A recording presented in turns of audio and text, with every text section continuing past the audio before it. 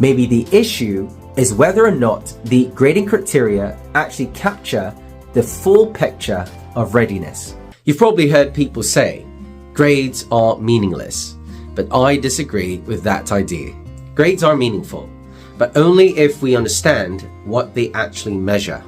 In many schools today, grades are based almost entirely on exams. But exams usually measure only one thing: how well a student remembers information under pressure, and that creates a problem. Education is supposed to develop much more than memory. If grades only measure test performance, then many other important abilities are being ignored. A student might be excellent at solving problems, working with others, or explaining ideas clearly, but still receive an average grade because they struggle with exams. So the real question is not whether grades are good or bad. The question is, what should students actually be graded on? As I've mentioned in my last two videos, that one of the reasons that grades have earned such a bad reputation is because of the grading criteria across different educational systems.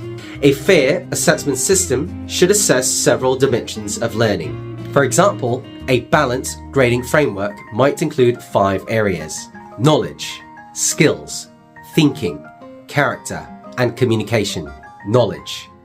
Do students know, remember, and understand the key concepts?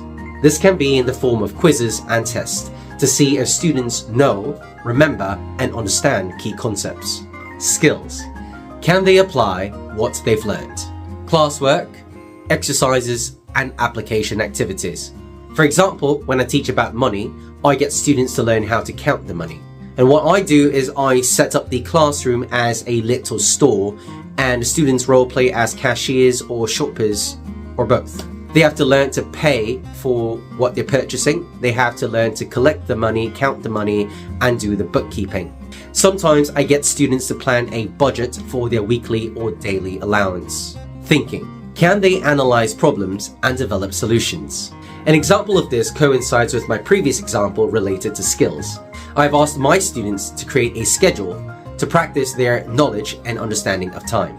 Character. Do they demonstrate responsibility, effort, and collaboration during the learning process?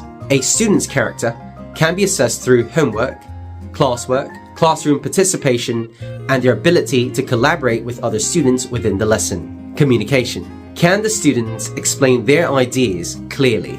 Are students able to articulate themselves? Communication can be assessed through presentations and classroom discussions.